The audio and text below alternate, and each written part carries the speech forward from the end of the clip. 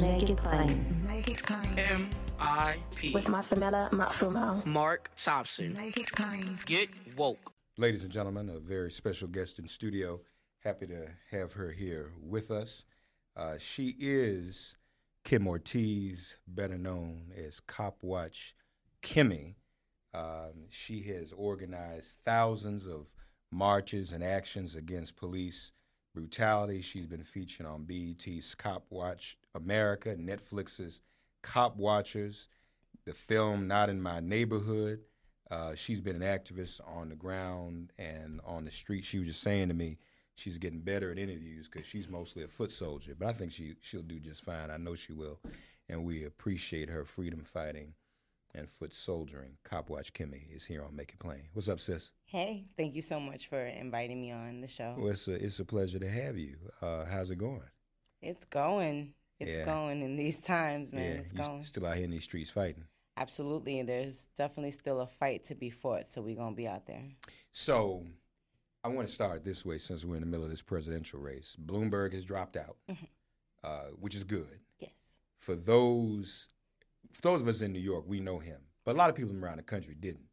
And I always felt as if once people got to know really about him, that wasn't going to work. You know how. Even there was some black folk around the country. Oh, he's got the money. He can beat Trump. I said, yeah, but you got, what is this? This is March until November for folk to get educated about stop and frisk. And black folk, in the end, they're going to stay home. They're not going to vote for that. Right. Wouldn't you agree? I absolutely agree. And especially New Yorkers, we as soon as we found out that he was running, immediately Khalif Browder came to mind. Just that whole time period where stop and frisk and broken windows ran rampant came to mind, and it's terrifying. I'm glad he dropped out. But I think we should take this opportunity because a lot of people listen around the country who aren't New Yorkers. Mm-hmm. So you mentioned Khalif Browder. Right. This was someone who was a victim of stop and frisk policy, correct? Yes. And was held indefinitely in solitary, which is a whole other issue, but until he committed suicide, correct? So Khalif Browder, there was a situation where a backpack was stolen, and Khalif Browder and a group of friends were stopped because they fit the description, quote unquote. And Khalif ended up being arrested for, I believe, a total of 3 years. Mm-hmm. Most of that time was in solitary. A video leaked of Khalif being beat up by both inmates and COs, and soon after the video leaked, he was released. But the damage was done. You know, Khalif Browder went through a lot in there, and that was very apparent because he committed suicide not long after being released from Rikers. And it also spoke to the issue of solitary anyway, and why that too. And bail. All of that. Absolutely. You are an abolitionist. 100%. So some people don't know what that is. People don't think of that during Black History Month and ending slavery. But educate our listeners on what it means to be an abolitionist in 2020. So my abolition looks like strong communities. For me, I don't believe that the systems that we have in place is going to sustain, liberate, or uplift Black, brown, and indigenous folks in this country. It wasn't built for that. So for me, we need a completely new system. It doesn't matter who's in, we were talking about this earlier, it doesn't matter to me who's in office. Right. Ultimately, I'm going to have to protest all of them. Yeah. And it's just because the system that's in place currently does not benefit the people that it needs to benefit, and that's who I fight for.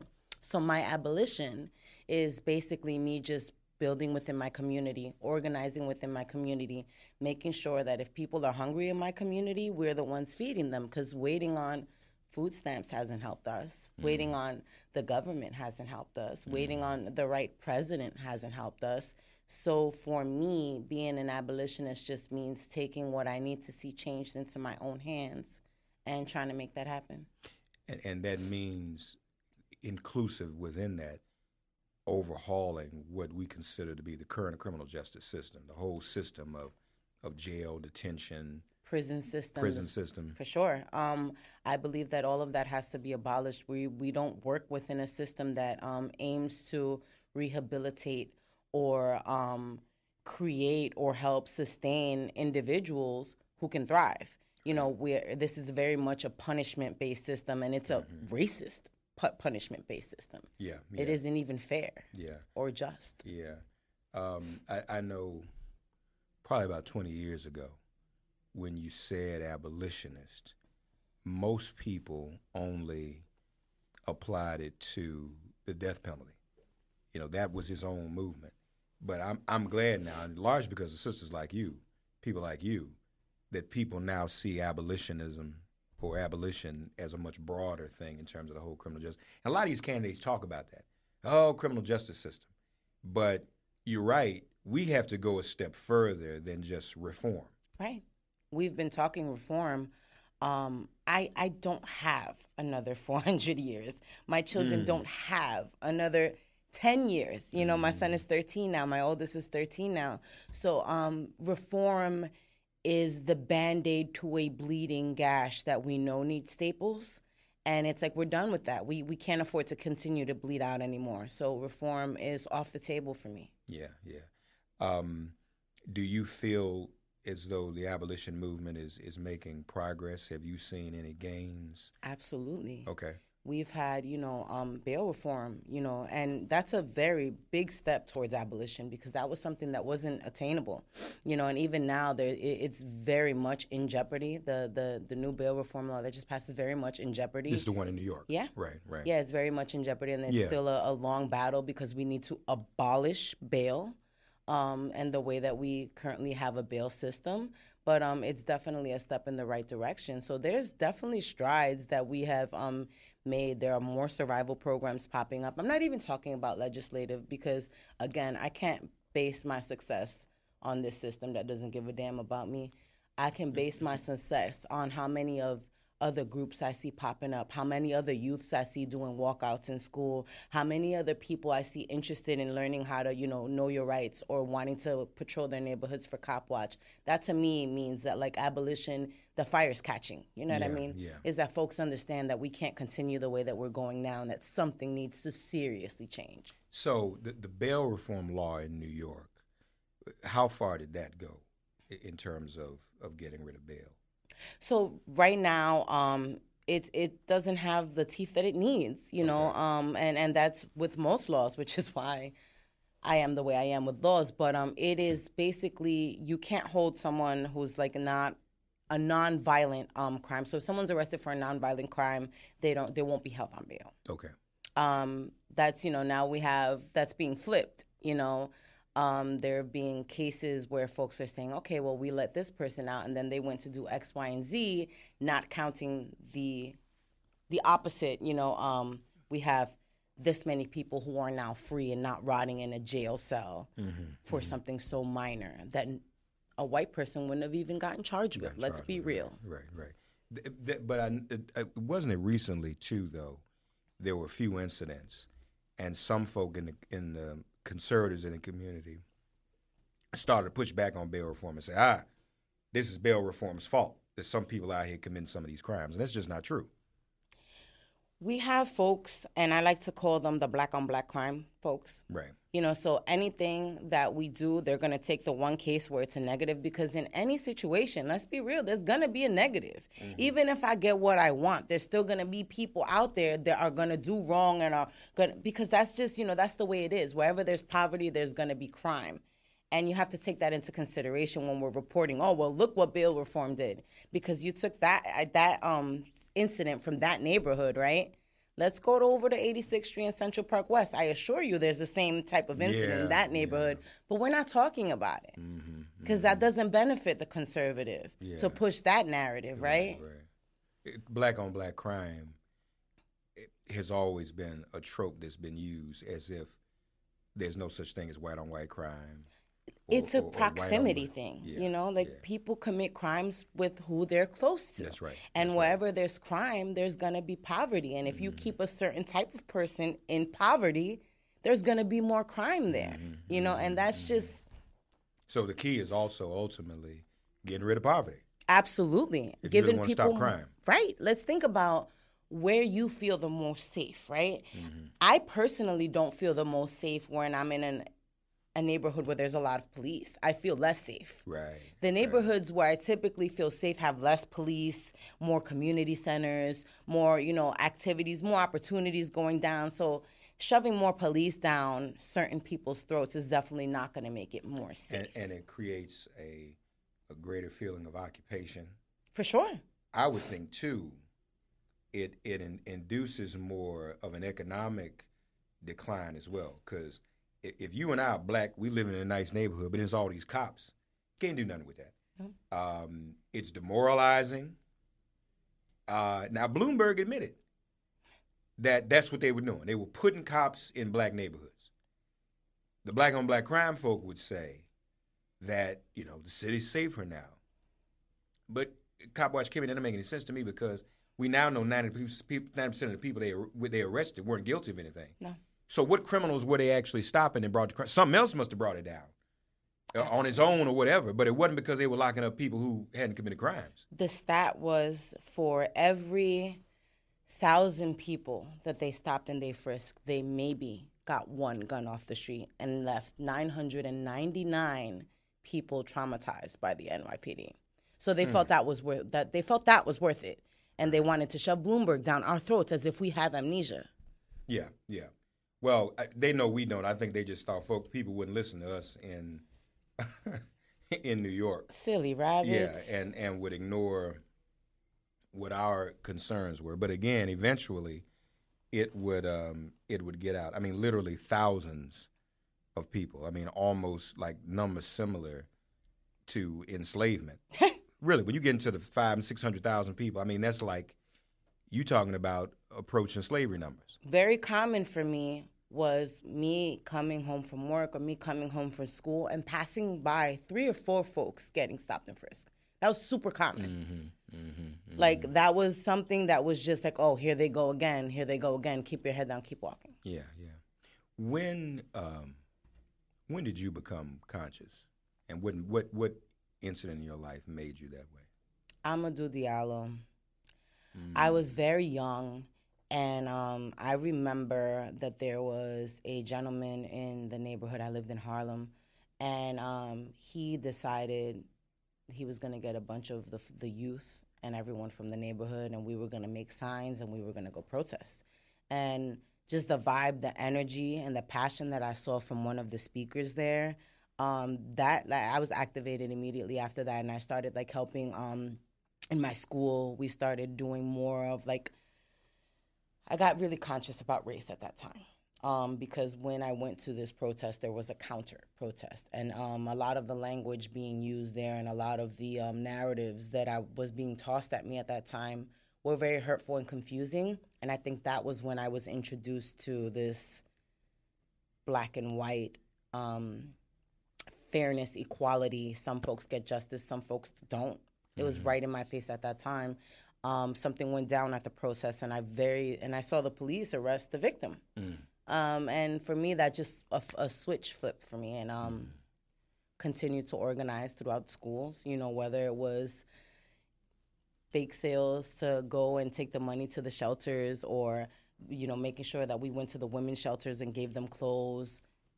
We just started activating and organizing since then, and then Trayvon Martin happened. And we lost our fucking minds. Yeah. What would you say is the state of, particularly the Black Lives Matter movement now? I mean, I know it was very, very popular. And I know for those who are still active in it, it's still meaningful. But, we live in such a consumer society. What's the latest trend on Twitter? Right. But where would you say things are with that movement? I would say that the Black Lives Matter movement, Black Lives Matter work is still very much active, alive, and happening. Good. And they are very, especially in New York, the groups are super strong. We're still getting together. We're still working together. And we're still making sure that our communities have what they need. And if they don't, we're making sure that we're linking together to figure out how to get those resources. For instance, we're doing a Black Mama's bailout. Yes. For Mother's Day. Very important, yeah. We're gonna raise as much funds as we can to bail out as many Black mamas as we can before Mother's Day, and we're hoping And that you've done that over the past few years. It's not. So no, we're hoping to work with National Bailout, and if we don't, we're gonna do it on our own anyway. Gotcha. Okay. And we have definitely in our in our network, we definitely have the resources and the knowledge of how to go about it.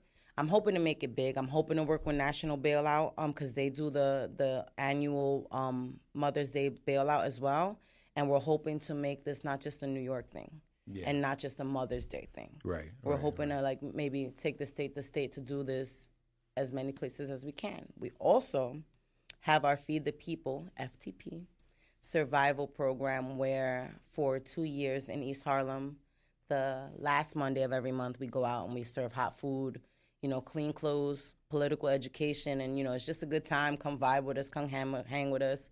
It's the last Monday of every month on 115th Street between 115th and 116th and Lexington Avenue. And then up in the Bronx, the third Saturday of every month, coming up on a year now, at Hunts Point Plaza, we have our Feed the People Bronx, where it's the same, but just a Bronx vibe. Yeah, that's what's up. You've also done some work around ICE as well. Absolutely. You're fighting this on all fronts. Tell us about that. So when you step back and you realize that ultimately our struggles are connected, and we have a saying, is la migra, la policía, la misma porquería, and it means, ICE or ICE and the police are the same shit, pretty much. So, we very much believe in the liberation of all oppressed peoples. So that means that we have to link up with our brown folks and our indigenous folks and everyone else that's in this struggle, because ultimately our freedoms are tied together. So we definitely patrol, when we do cop watch patrol or we patrol the neighborhood, ICE, that means parole officers. That means that, we're looking out for anybody who may be harassed by any type of law enforcement. Yeah, the whole system. Yeah, so tomorrow there's an action on 139th and Willis at 5 p.m. because there's been ICE agents in the Bronx. A couple nights ago, they were knocking down doors by Willis Avenue, asking folks to open up the doors, because they were looking for people. Luckily, no one opened the door because this is a sanctuary city, so they would have no warrant or no right to go in, but no one opened the door. But had they would have been dragged out by ICE. So we're going to be highlighting that tomorrow in an action up in the Bronx. That's great. And this is led by Take Back the Bronx, very, very close ally group that we work with. Right. Also, I know you stood in solidarity with Standing Rock. Absolutely. As well, that community. Wherever there is injustice, you're there. Yeah, we raised about $5,000 and we rented a van and we drove supplies, money, and just we provided our labor over at Standing Rock, whatever they needed. We built some teepees. Yeah. We went food shopping. Yeah, so again, we're there because we understand that it's Standing Rock today, Bronx tomorrow. It's very much tied together. Yeah. What advice?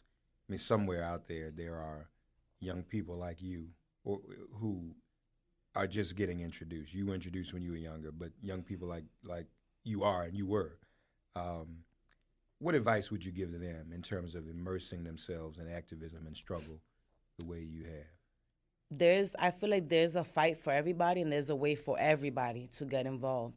If it's not in the streets, you can help out from the house. You can help out in your hood. If you can't go out to protest, watch them babies while the mamas go. Childcare is important, and that's super revolutionary. And if what you can do is you could braid some hair, help me come out to Feed the People. Help us braid some hair so folks can go on interviews and get their hair done. There's so much that you can do to be revolutionary and help your people, and it doesn't have to be this super scary confrontational thing. It can start with, hey, I'm braiding hair Thursdays at my house. If you want to get your hair braided for free, come over. That's abolition. And speaking of braiding hair, we need women, we need sisters involved in active struggle as much as the brothers, don't we? That's what I'm saying. Like, childcare is revolutionary. A lot of people, and I have a 2-year-old at home. We miss out on a lot because we have to be with the babies. You know what I mean? But there are people, again, that they can that's their thing. You love being around the babies. Mama's got to be in the fight too. We fighting for these babies that we pushing out, you know, and for the ones to come. So, you know, yeah, we need the mamas out there. We need everybody out there, and sisters, Black women will always be the leaders of the movement. And it's a shame that for so long that hasn't been supported. Yeah. But I see a shift. I definitely see a shift. You do? I do. How so? What do you mean? I see more. I see our brothers stepping up more, and like the narrative isn't so much as, oh, we need to protect, but it's like, nah, give people the space to step up for themselves, but also still be there and support. Right. Patriarchy is going to be a very, very tough battle, but I see strides, and I see that people are talking about it more now. Men are talking about it more now. Black men are talking about it more now. And that in itself is revolutionary. And I want to really quickly also talk about mental health. Like, you know, the fact that we're more open now, and to see Black men open and being vulnerable and talking about mental health, I believe is so therapeutic and more meaningful than almost anything out there. Yeah. And it's very important that we recognize that as Black, brown, and indigenous people in this country, we suffer from PTSD. There's no way that you go through what we go through and you learn what we learn and doesn't affect you. That does not happen. So I just want to acknowledge and shout out to the folks that are doing work around Black mental health. There's still more people need to acknowledge it. You know, and I say to people all the time, you got to start with acknowledging the PTSD. Absolutely. You know, still too many of us are too proud and too important. I'm good. No. You have PTSD. Yes. We all have PTSD. You. Yeah. Right. Yes. So, you know, let's not be in denial about that. And the sooner we can, I ain't got no PTSD. Yes, you do. You do. Yes, you do. And it manifests in so many ways that we need to deal with, and obviously a lot more need to do it. You know, also for those listening, and you know, coming to your own awareness and knowledge. I mean, this isn't taught in school. No. This type of, you know, and I see a lot of our ancestors in you that I had the chance to meet and know over the years. So I want to ask you, are there any ancestors that inspire you? Are there any people that you study and even read to kind of educate yourself on being the kind of revolutionary that you are? So I'm very Black Panther heavy and very Young Lords heavy. And also, I'm going to take it back. A lot of people don't know about Mama Tango in the Dominican Republic. She was this Afro-Dominican woman who led a lot of people to freedom. Violently. But it had to be done. I look at people in my life now, too, like Shalene Rodriguez from Take Back the Bronx, Shannon Elaine from Why Accountability. I'm very grateful and lucky to be around some really revolutionary, badass people, women in particular. But Assata Shakur holds a very special place in my heart. I can see that. I guess, too, again, part of the challenge is for people to really have the courage to do some of the things that you do and others you mentioned do. We're kind of trained, though, to take a certain path in life and to get graduate from high school and go to college and get a job and don't rock the boat. And for some of us, we think that is actually the thing to do, and that makes us okay and maybe even makes us more appealing or attractive. But I think you can make the case that, you know, that's not necessarily true. You know, you can even be a better person, a more whole person when you stand up for others, can't you? Absolutely. I feel like the boat's going to sink anyway. Flip that bitch over. And for real. Yes, for real. Yeah. You know, and while you at it, you could actually save some people. You know, I think the days of complacency, and I think everybody feels it at this point, are long gone. Even the youth, I'm very inspired by our youth right now. Okay. Complacency equals death. So, and I think that the more people that understand that, the more people that will survive. You know, like I was telling you earlier, there's people that are not going to survive another 4 years of Trump.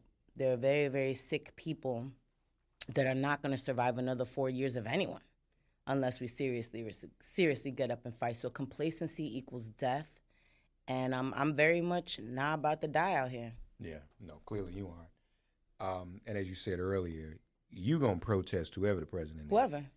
See, you know, and I remind people that, too. I mean, if we really understand and read our history, that's really where Dr. King was before he was killed. You know, now... And can I just jump in there that he was killed in a suit? Right, that's right. He was, wasn't he? Yes. That's right. So that don't make a difference. Right.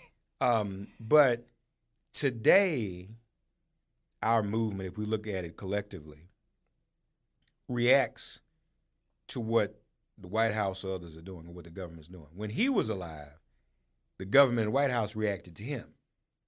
That's where we need to get back to, don't we? Absolutely. Y'all should see her expression on her face. She's feeling that.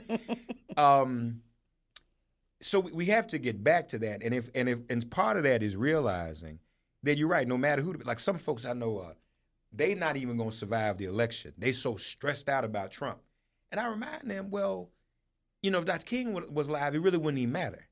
It would, because we got to go and get by the neck whoever it is, Right.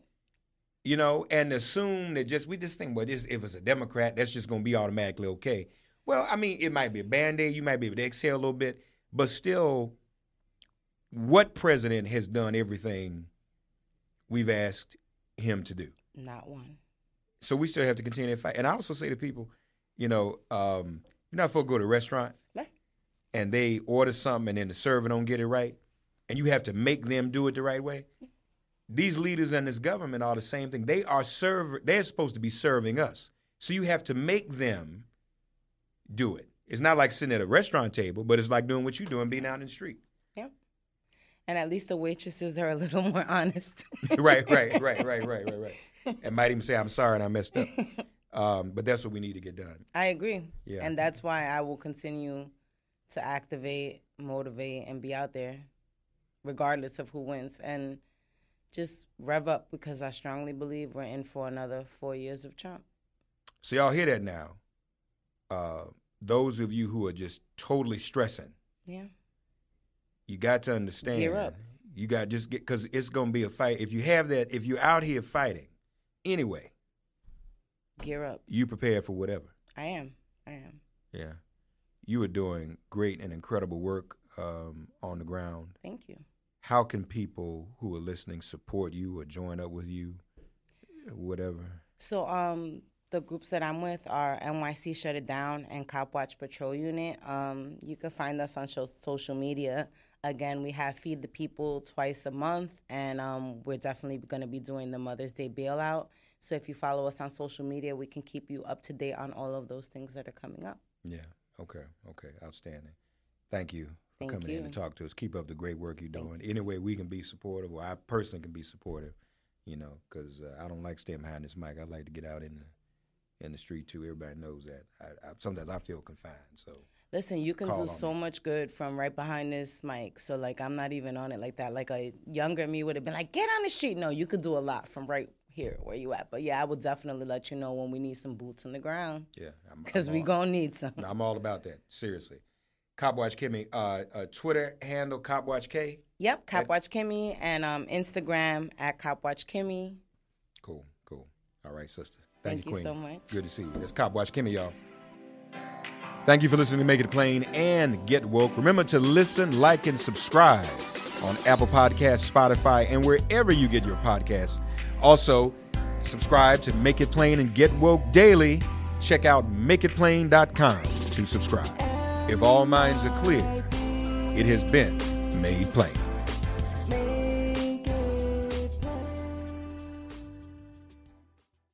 When you visit Arizona, time is measured in moments, not minutes. Like the moment your work stress disappears as you kayak through the canyons. Or the moment you discover the life-changing effects of prickly pear chocolate. But nothing beats the moment you see the Grand Canyon for the very first time. Visit a new state of mind. Learn more at hereyouareaz.com.